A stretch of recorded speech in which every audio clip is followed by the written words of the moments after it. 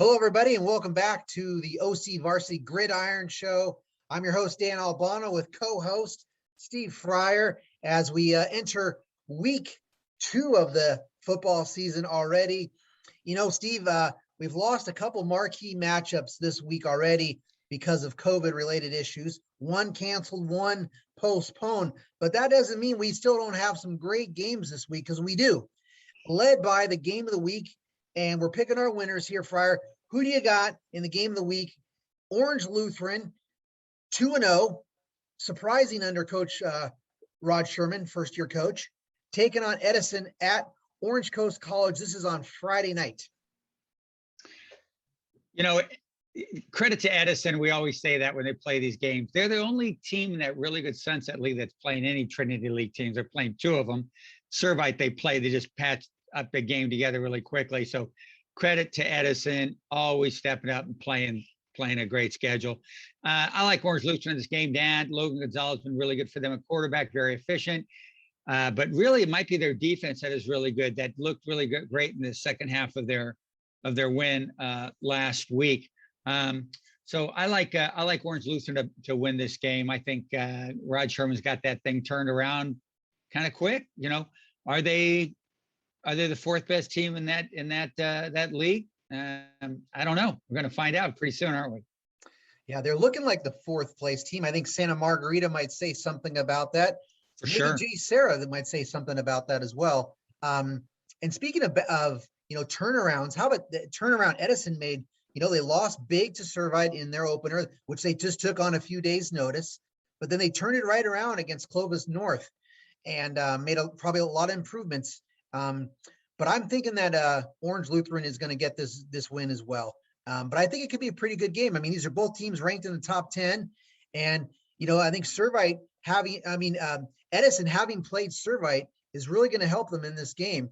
And they got some weapons, but for that Orange Lutheran defense to deal with, the Nico Browns and on that team. So we both agree that we're picking the Lancers. Let's go to our Thursday game. It's kind of continue the week. It's going to be Orange taking on host Yorba Linda. 2 real solid teams in the top 25. Yorba Linda already 2-0, 0-1 for Orange, but they played pretty well, at least late, against Villa Park, and made that a very competitive game against a top 10 team in the Spartans. Who do you like in this game, Friar? I think you're going to be covering it for the Register. Yeah, Villa Park looks, I'm sorry, I've got to go with Yorba Linda in this game. I was thinking of Villa Park because Orange played them. Orange is playing all 5 of their non-league games are against teams that are in our top 25. That's pretty gosh darn remarkable. 7 years ago, we've been saying that about Orange. No way. Not even close to being this good as they are now. But I like Yorba Linda a lot. They played really well. Beat Newport Harbor in their opener. And then it kind of crushed Valencia 56-7 last week. Ryan Beal, their quarterback, was very efficient, like 8 out of 9 on passing the ball. But it's Yorba's defense that's got my attention. And so I like Yorba Linda in this game. We know that Siskowicz, the quarterback in Orange can put up points. They're pretty good, but I think Yorba's defense is going to be a tough match for Orange. So, yeah, I'm going with Yorba Linda. Yes. These teams played a couple of years ago, played a pretty really good competitive game at Yorba Linda a couple of years ago. I covered it, and this is a good rivalry. I like this. These 2 programs getting after it. But I'm also picking Yorba Linda. They're ranked higher in the top 25, and they're at home. And it seems like Coach Bailey's got another really good team.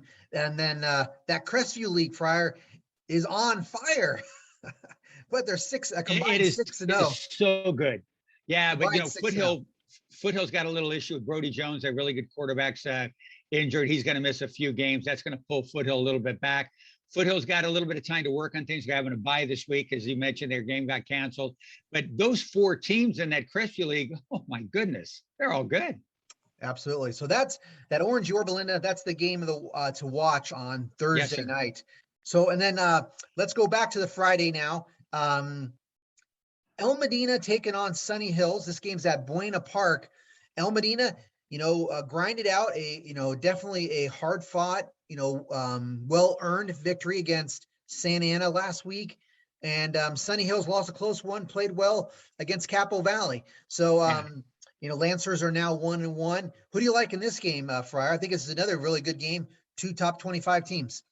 Yeah, I'm going with El Medina in this game. I like their quarterback Jack Keys a lot, and Owen Smith, their running back, has been really good. So for them, for the Vanguards in their this season, I like El Medina this game. Sunny Hill's a very interesting team to me because I keep waiting for them to like go down, but they don't. I mean, Pete Caravita's doing a great job coaching that team. Year after year, they're pretty good. I keep waiting for them to falter. Ain't happening. But I like Elmo Medina this game. I think I like the toughness and all that grit that Elmo has, and Owen Smith is a pretty gosh darn running back, and Keys is I don't know, it's kind of a throwback quarterback in a way. Reminds me sort of like, I don't know, I'm kind of old here, but Joe Cap back from Minnesota Vikings back in the early 70s, that kind of guy. He's not the smoothest looking quarterback you've seen out there, but dang, the guy's a winner. So I like Elmo in this game, sir. I also like the Vanguards, another Crestview League team to continue the success. But you guys, like you said, Lancers are interesting, and so is that Freeway League, because La Habra's off to a slow start. La Habra's playing another level of opponents than Sunny Hills. If the Bishop of Mott's and the Uplands, but La Habra is they got to find themselves though, and they usually do. And but Sunny Hills has been on the upswing the last few years. They graduated a lot. This was supposed to be kind of a reload team, but if the Lancers play really well in this game or pull an upset, you start to wonder maybe, the things will work out, for the Lancers, this year in the Freeway League, which you thought it might have happened earlier, but we'll see. But this is a telling game for Sunny Hills. Here's another rivalry game I really like. I always like Mission Viejo Long Beach Poly. Great history there. Orange County, Long Beach, couple public schools, proud, successful CIF championship caliber teams. I mean, obviously we know about the heritage and tradition that Poly has, but they're hooking up at Vets on Friday night. This is always a great game. These teams play really hard against each other. A lot of respect. I love the energy that Poly and Mission bring to their games. So Mission trying to recover from the beat down from Servite. They're 1-1. They'll probably make a lot of adjustments. Then that was even the first non-league game that Chad Johnson's ever lost at with the Diablos. And then Poly, they're going to make some adjustments. They lost a close game to Sarah. So who do you like in this game, Friar? I like Mission Viejo. I really like that passing and receiving combo of Caden Simonza and Mikey Matthews. There's some really good receivers at Modern Day, but Modern Day doesn't have all the really good receivers. You mentioned Nico Brown of Edison, who he just makes great catches all day long. And Mikey Matthews is that same sort of guy for them. I like Mission in this game. I think they'll have a really good game plan for Long Beach Poly. I think their defense is going to step up and do the job in this one. They just didn't have the athletes to compete with Servite. Not many teams do. But I think Mission Viejo is going to get a W here. Might be a super close game, like a down to the final possession game, Dan. But I like the Diablos coming back with a win out of Veterans Stadium. Yeah, I'm also picking Mission, but I think they're going to have to really improve on defense. I mean, of course, it wasn't, it was Servite, so you have to kind of take it with a grain of salt. They're at a different level, number 2 in the county, nationally ranked team. But Mission's got some, the only one returning starter on defense, and Poly's got some skill. They got speed, offensive skill, and that's going to challenge Diablo. So I think you're right. It's going to be a close game, but I think Mission can get it as they continue their challenging non-league schedule. Couple more, Friar, on Friday night. How about this one? Cypress at Western, Anaheim Union rivalry game. Cypress coming off the huge win against an upset against San Juan Hills, one of the biggest wins in recent memory for Cypress. When have they beat a top 10 team? When have they usually played top 10 teams? You never know, especially non-league. Maybe they catch somebody in their league. But Cypress coming off that San Juan Hills win in overtime, 29-27. And then Western looked great in their opener against Chino, and then really struggled against Huntington Beach. This seems like a trap game for Cypress. They come off the high and feeling great about themselves about after beating San Juan. And then they're going to play a rival Western that's kind of fired up because they didn't play so well last week. Who do you like in this one, Friar? I like Cypress. I saw Cypress play 2 weeks ago, and they lost Yeah. to Foothill. And Cypress looked really good. Dylan Eldridge is an excellent quarterback. Matt Morrell is a fantastic receiver. Pretty good on the defensive side of the ball too, But they should have won that game against Foothill, but they turned the ball over too much. Lost 2 fumbles in their first 2 possessions. They know they could have won that game. And then getting the win over San Juan Hills really caught my attention. I think Cypress is really good. I see them winning this game. I think it's going to be a double-digit win for Cypress. Nothing against Western. I think they do a great job. Davidson's an excellent coach, but and I think Western's a class of that Orange League, yeah. But I think Cypress is the best team in the Empire League. Wow. Okay. Well, there's Pacifica there. There's Tustin there. Mm-hmm. Those are probably the other big contenders in that league.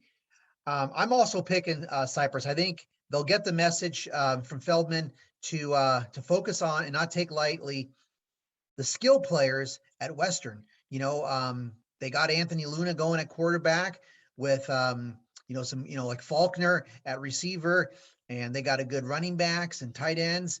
And but I think they might have Western might have a little trouble on defense, slowing down Cypress, which is doing that combination, Morrell and Eldridge, got to be one of the best combinations in Orange County football right now.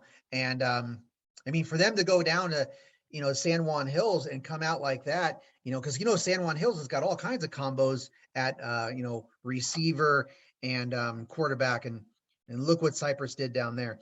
So far, Friar, we are on agreement. We both picked Olu in the game of the week.